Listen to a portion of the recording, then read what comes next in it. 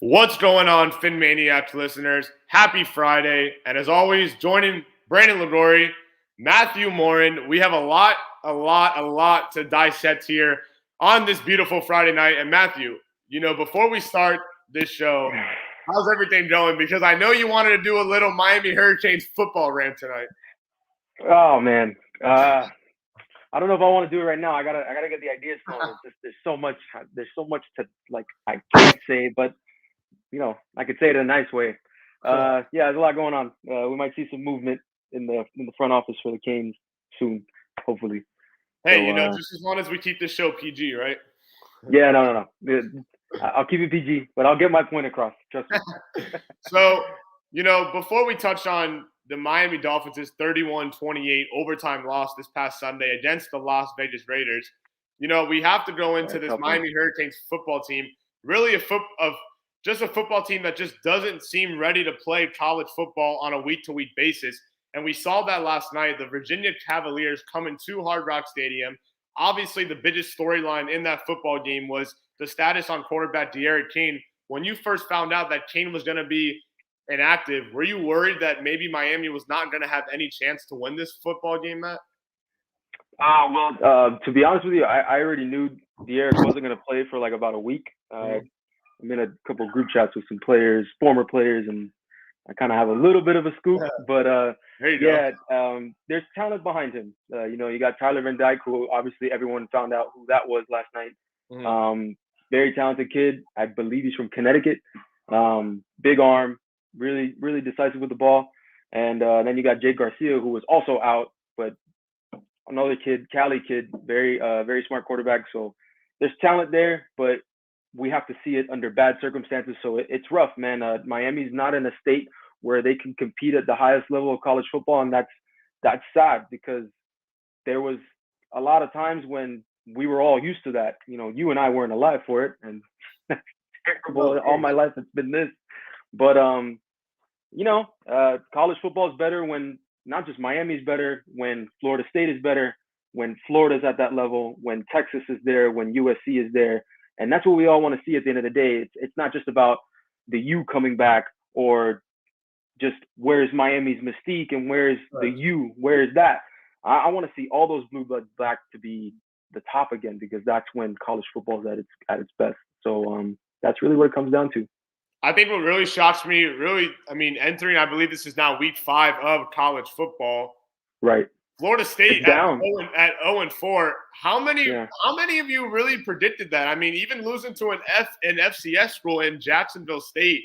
I mean, what goes on in your mind, really? Because you think about Florida State, you think about Jameis Winston, you think about Dalvin Cook, you think about former head coaches, you obviously think about the late and great Bobby Bowden.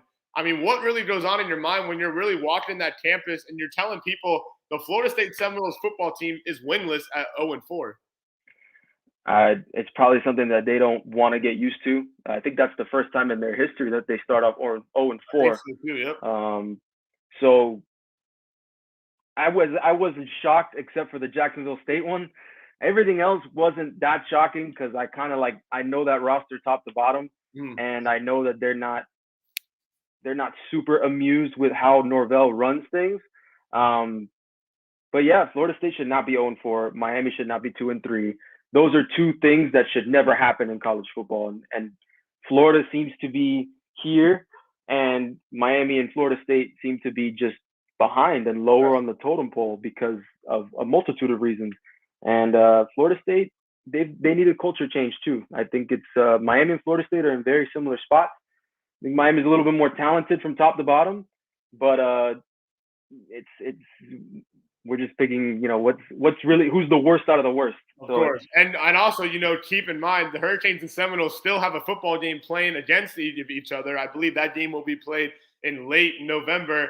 I mean, We're so accustomed to this game being nationally televised. You look back at 2010, 2011, 2012, even 2015 when Florida State came to Miami for that Saturday night game. I'm now starting to think that this game's maybe ESPNU, ACC Network. Oh man, it might be like a 10 a.m. kickoff. It used to be like.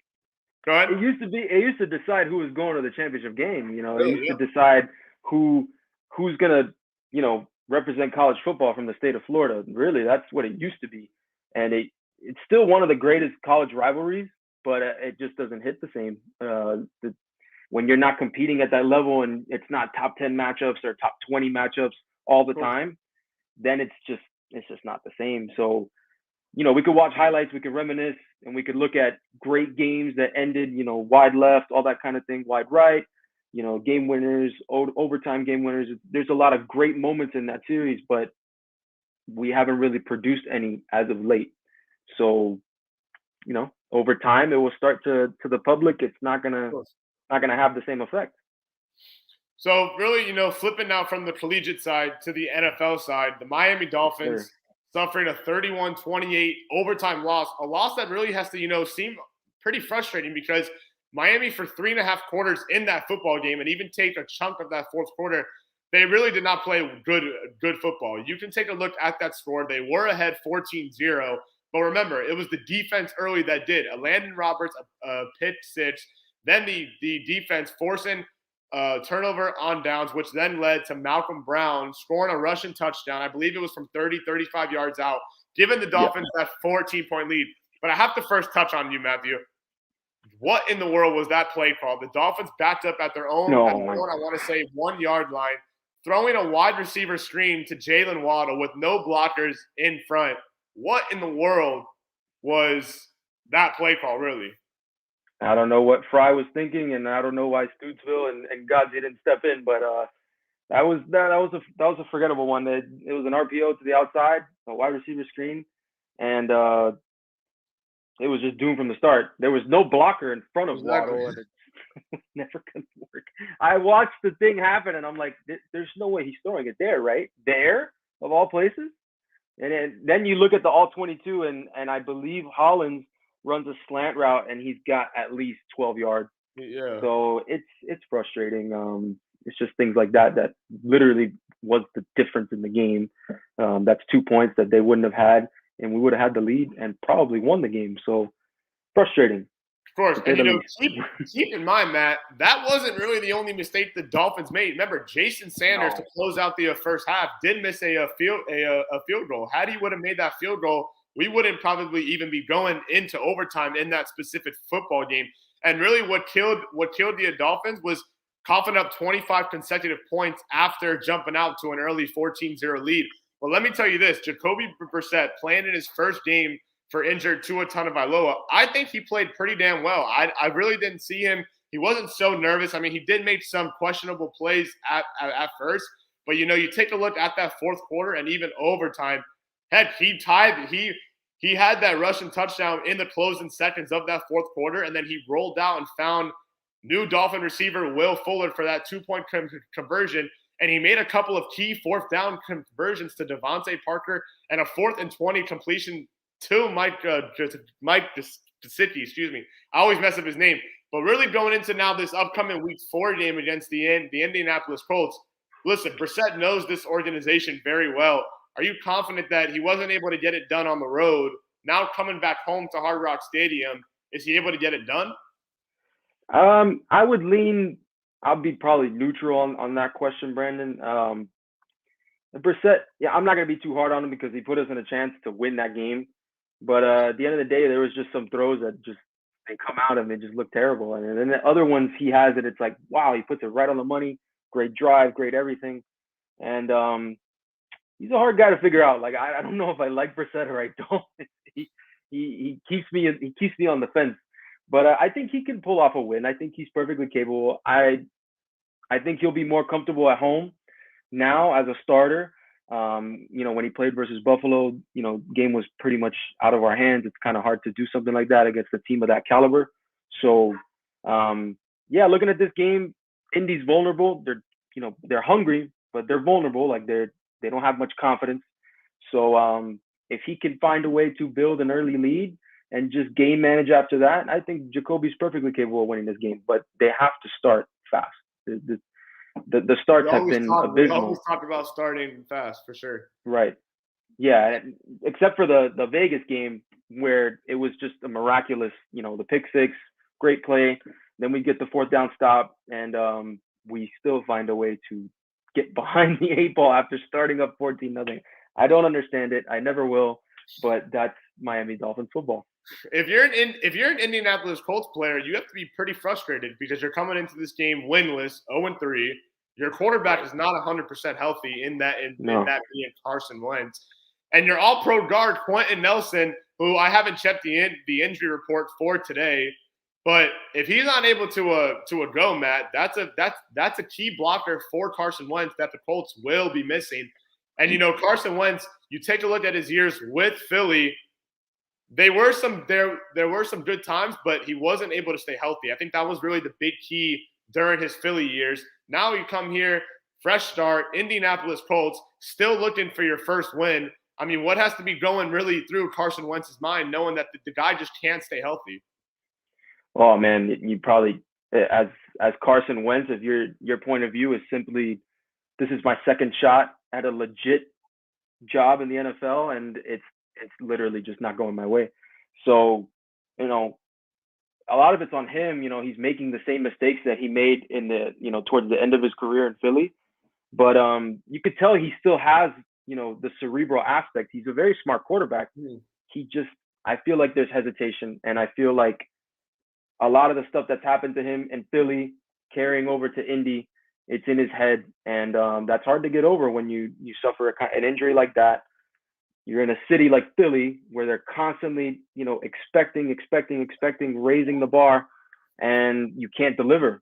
Indy's lighter on you. I'm sure it's not as tough as a sports town, but pressure's pressure at the end of the day. So Carson, he's a very talented dude. I've always been a fan of him, but pressure is, a B word. Like it either makes you crumble or it makes you rise up. So he's not rising to the occasion right now. I think this is really a must-win game for both teams because you're looking at a team like the Dolphins, who started the season off 1-0, the Buffalo Bills, who really beat the heck out of them in week 2. They're off now to a 2-1 start. But really, for Brian Flores, you really can't lose this game. It's not really you don't want to lose this game. This is a game you really can't lose because you can't fall to 1-3, and your next game, October 10th, being against the reigning defending Super Bowl champion Tom Brady and the Tampa Bay Buccaneers. When you see that on your schedule, knowing that you're off to a 1-3 start, I don't like to be, so negative, but I just think that you can probably circle that as a loss just because of the talent on the offensive side of the football for that team, the talent on the defensive side, and really for the Dolphins, that even being a road game and the quarterback matchup being such of a mismatch when you look at Brady and Jacoby Brissett, but also for the Indianapolis Colts at an 0-4 start, there's no way that they can really come back from this and still make the playoffs or even win the division in the AFC South, right? No, I wouldn't foresee that for Indianapolis at all. If they were to lose this game to Miami on Sunday, that puts you in a hole that's probably very difficult to get out of. And Frank Reich is a great coach. I believe in him as a leader, but there's just some things in this league that are insurmountable, and I think that definitely would fall into that category for sure. So, really, Matt, give me 3 keys. We always talk about stopping the run. We always talk about starting off fast. But really, from even you expected Xavier Howard to maybe have a couple in interceptions against a guy like Carson Wentz, who we mentioned is not coming into this game 100% healthy. What are 3 keys that, you hope that falls out this upcoming Sunday? Well, for Miami, I'd definitely say that, like I touched on earlier, they got to start faster. Vegas was a good start, but you have to start fast like that and sustain it because it doesn't mean anything if you can't hold it. So Miami, I would say start fast. They have to find a way to give Brissett more time. I believe he's only getting a little bit under a second, and that's just not good enough. So it's just not going to work, especially with a defense of that caliber. I know they have injuries. But Indianapolis will be ready to play, just like everybody is in the NFL for the most part, except for us. But we'll see. We'll see what happens. And the last key I'd probably say is that, we got to establish more of the run game. There was one shining moment with Malcolm Brown. It was a well-blocked play. It was really nicely done. But there's got to be more plays like that on a consistent level. I think for Brissett to even have a chance to start, wheeling and dealing, the run game has to be set up. So Gaskin needs to set the tone. Brown needs to come in and get some short yardage conversions on third down. And Ahmed too. Like he can be an impact in the swing game, and we could use him in that James White kind of role. So I'd say those are my 3 keys. Definitely start fast. And what was the second one? Run game, and then and then we have to block better for Brissett. And that's really what it comes down to. You made a really good point before we opened tonight's show. I believe the Dolphins starting center Michael Dieter is really not going to play this upcoming Sunday. That might mean maybe Matt Skura, who was really supposed to be Miami's starting center during training camp, and even when training camp first started and OTAs, we might be looking at a brand new center snapping a ball to Jacoby Brissett. So really the chemistry between them two, that really has to be 100% par, because you don't want to have maybe a missed snap, aborted snap. You don't want to have a snap go over Brissett's head and boom, the Dolphins are already behind the 8 ball. But before we close tonight's show, Matt, we have to really speak just briefly about there's a lot of big college football games on tomorrow. I know the Hurricanes finished off playing. But what about this number 8 versus number 2 matchup? The Arkansas Razorbacks. Oh, man. You think about the Arkansas Razorbacks, and you don't really think that, I feel like that's more of a baseball/basketball school. But here they are in the top 10 against a red-hot, dangerous Georgia Bulldog squad. How do you really see that matchup playing? I believe the odds makers had the line. The latest line was almost 20 points headed towards Georgia's way.